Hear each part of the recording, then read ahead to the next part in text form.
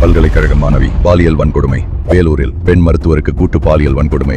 கோவை மாணவி கூட்டு பாலியல் வன்கொடுமை. விளாத்திகுளம் 12ஆம் வகுப்பு மாணவி பாலியல் வன்கொடுமை செய்யப்பட்டு கொலை. மதுராந்தகத்தில் 14 வயது சிறுமிக்கு கூட்டு பாலியல் வன்கொடுமை. திருவண்ணாமலை அருகே காவலர்களால் கூட்டு பாலியல் கொடுமைக்குள்ளான இளம்பெண். கோவில் திருவிழாவில் பெண் போலீசுக்கு பாலியல் சீண்டல் கொடுத்த திமுக நிர்வாகி.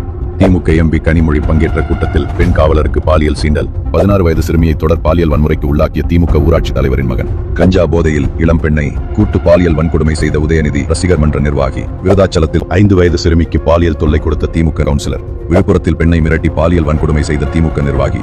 கோயம்பேட்டில் சிறுமியை அடைத்து வைத்து பாலியல் தொல்லை அளித்த திமுக நிர்வாகிகள். மதுரையில் 11ஆம் வகுப்பு சிறுமிக்கு பாலியல் வன்கொடுமை செய்த திமுக கிளை செயலாளர். நந்தனம் அரசு கல்லூரி கேண்டீனில் வேலை பார்த்த பெண்ணுக்கு பாலியல் வன்முறை செய்த திமுக பிரமுகர். திமுக நிர்வாகி தெய்வச் செயலால் மாணவிக்கு பாலியல் வன்முறை. விமான பணிப்பெண்ணிடம் பாலியல் அத்துமீறலில் ஈடுபட்ட திமுக கவுன்சிலர். 2 வயது குழந்தையை பாலியல் வன்கொடுமை செஞ்ச திமுக நிர்வாகி. கிருஷ்ணகிரியில் 70 வயது முதியவரை கொன்று 60 வயது மூதாட்டிக்கு பாலியல் வன்கொடுமை. கஞ்சா போதை இளைஞர்களால் பாலியல் தாக்குதலுக்குள்ளான 66 வயது மூதாட்டி. கடந்த 5 ஆண்டுகளில் நடந்த பாலியல் வன்கொடுமைகள் 2080. கடந்த 5 ஆண்டுகளில் பதிவான போக்சோ வழக்குகள் 39,999. வயதான பெண்கள் தொடங்கி பச்சிளம் குழந்தைகள் வரை பாதுகாப்பில்லாத ஒரு கொடூரமான ஆட்சியை தான் வழங்கியிருக்கிறது திமுக. திமுக ஆண்டதும் போதும், மக்கள் மாண்டதும் போதும்.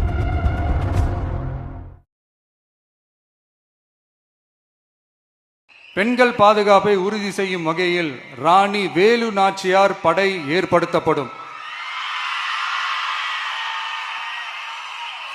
சாதாரண உடையில் இருக்கிற இந்த படையைச் சேர்ந்த பெண்கள் பாடி கேம் உடன் ஆங்காங்கே பாதுகாப்பு பணியில் இருப்பார்கள்.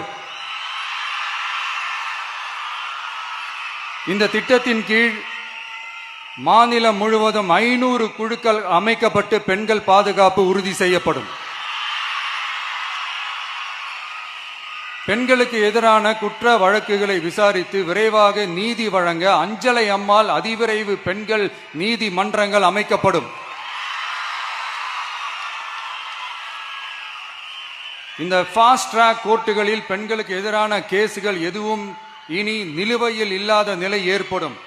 விசாரணையும் முறையாக நடத்தப்பட்டு தீர்ப்பும் விரைவாக வழங்கப்படும்.